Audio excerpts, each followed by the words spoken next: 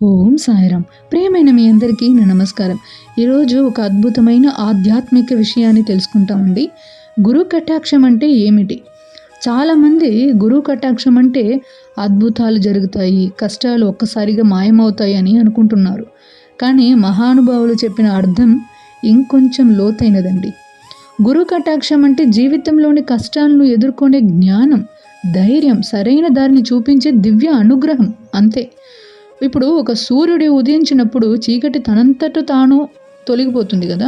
అలాగే గురువు అనుగ్రహం లభించినప్పుడు మనసులోని భయం, అయోమయం, అజ్ఞానం నెమ్మదిగా తొలగిపోతాయి.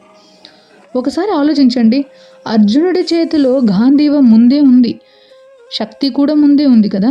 కానీ కురుక్షేత్రంలో అతను అయోమయంలో పడ్డాడు. అప్పుడు శ్రీకృష్ణుడు గురువుగా మారి గీతను బోధించిన తర్వాతే ఆ యుద్ధ భూమి మారింది అనుకుంటున్నారా? కాదు, మారింది అర్జునుడి యొక్క దృష్టి. అదే అండి గురు కటాక్షం అంటే. గురువు ఆశీర్వాదం విధిని మార్చగలదా అని చాలామంది ప్రశ్న అడుగుతారు. మహానుభావులు చెప్పిన సమాధానం మాత్రం చాలా అందంగా ఉంటుంది. గురువు మీ విధిని రాసివేయుడు, కానీ మీ విధిని మార్చగల నిర్ణయాలు తీసుకునే జ్ఞానాన్ని ప్రసాదిస్తాడు అని.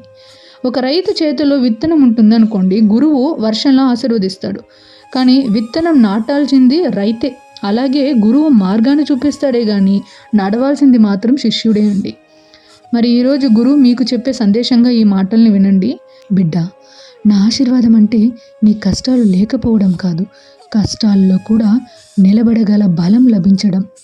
నీ భవిష్యత్తు గురించి భయపడకు, నీ కర్తవ్యాన్ని నిజాయితీగా చేయి, నీ హృదయాన్ని స్వచ్ఛంగా ఉంచు, నీ అడుగులను ధర్మం వైపువి.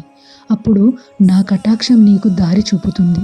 నీకు అవసరమైన వెలుగు సరైన సమయంలో నీ జీవితంలోకి వస్తుంది.